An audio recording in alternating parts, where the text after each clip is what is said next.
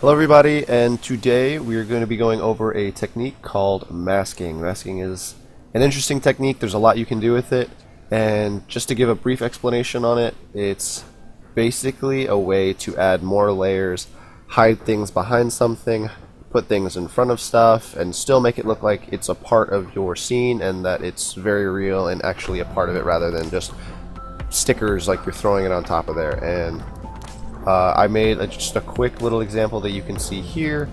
If you pay attention, this little yellow thing I've created here is my mask. If I press play, I can reveal it by keyframing the mask path.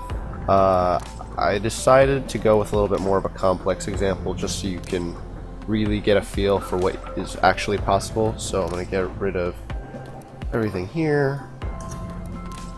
Get rid of all that. Boom, and drag this in here. This is a clip I was working on earlier. Okay. Oh, let's see. That's fine. So I'm gonna play this clip. It's gonna be a little slow. Okay. So you see our subject walking through the shot while it's snowing. My goal here is we're going to give some context to this shot just to make it a little bit more interesting, and this could be a stylistic choice where I'm going to put some text in the background, say something just that kind of makes the audience really understand what I'm trying to do here with the shot. So I'm going to go over to text first, type in, ooh, that's a little big. So here we have it, the day it all went wrong, and I'm going to try to make it really look a part of the scene. So another thing I'm going to do as we play this footage out is I am going to motion track this first, but I will cut back to afterwards because there's already a tutorial on motion tracking. Watch that first if you don't know what I'm talking about, and then I will cut back to when we are masking. Alright, so we have tracked our footage, and now I am going to apply it. Oh, whoa. Did I target? Yeah, no. Null object. Apply it to our null object, X and Y. Now I'm going to parent, it all went wrong, to the null object. Now we have our font sticking in the background as it should, but if we keep watching, no! See, now what happens is we have our main character walking all up behind it. Now it looks gross, but to make it a little bit better, we want to make it seem like it's really a part of the scene and in the background, not in front of our subject. So now we're going to start to get to masking.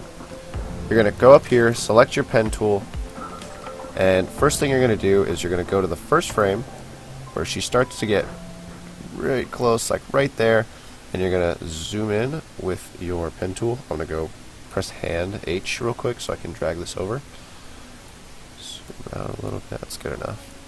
Go back, press G, these are the shortcuts, and just start masking out your subject. This is going to be a bit of a rough mask, it doesn't need to be done too well. Just start clicking the points around your subject. Until you get back to your original point. Okay, so this is your mask, and what we're going to do here is we are going to animate the mask path so that it follows our subject as she walks. So let's put it back here. We're going to click on, it is, I believe, where is this mask? Might be on the launch. That's not where we want it. Alright, let's copy this mask. Let's see. Copy, Control C, then Control V. Yeah, okay. So let's just delete this mask from null object. You want it on the day it all went wrong. So let's drag this. Click this, double click it, drag it all the way back down onto her. And if you notice, Click away and zoom out. Oh, the text is missing. What happened? Why is the text not there? Well, what happens is when you create a mask, the default setting is for the only thing to be seen is what you have selected inside of your mask. But you can change that because there are two different ways your mask can work, and the way we're going to do it is we're going to go ahead, come down here, click on masks, click on inverted, and now I'm telling the program to, for this layer specifically, for the text layer, only show everything that is outside the mask. So the reason we're doing that is because effectively, if we can make this mask stick to our subject as we're walking across, it will only show what's not in the mask, and effectively putting our subject in front of the text. So now let's come down to masks again, drop down here, start keyframing, click this button right here, and this is your first keyframe. Now this process is going to be a little bit tedious, but here, I'm going to press page down to go forward, and I'm going to double click this, and I'm going to move the whole mask forward with it. Press page down again, double click this, go forward with it. Now, as you can tell, masking is kind of a long process, and pretty much anything in After Effects is always going to be, especially if it's anything really incredible. So go ahead, I'm going to fast forward through this, but when I get done I will show you the final product.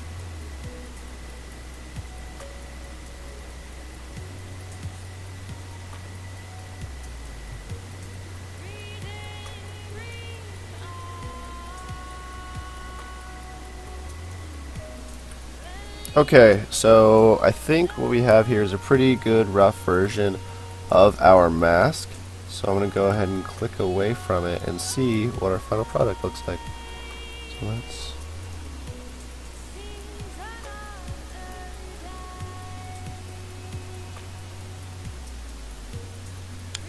Yeah, and you know what? Honestly, that looks pretty good. As you can see, we have effectively put our subject in front of the text, and there's a little bit more you could do to make the text look a little bit more realistic and actually a part of the scene. But for the most part, this works pretty good, and this technique is not limited to just putting text in the background of your subject. There are a lot of other things you can do. For anyone familiar with Photoshop, if you know how layers work, you can do pretty much anything with this. But just a quick couple things to go over before I leave you.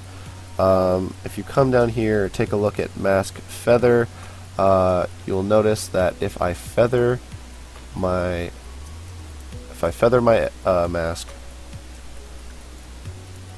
it will make the edges not as harsh, similar to what I showed in the green screen tutorial. See how that kind of takes the edges and fades them a little bit. Sometimes you want to do that for a little bit more realism if you feel like certain pieces of font are like really harshly coming on to your subject. Mask opacity, you can obviously turn this up or down and show how much you want to show outside of your object or outside of your mask. Sorry. Mask expansion. This, yeah, pretty much you can tell what this does. It takes the pixels around your mask and kind of just expands its range other than what you have masked out yourself. I typically never mess with this. I don't think you'll have to either. But yeah, for the most part, this is a pretty simple way to look at masking.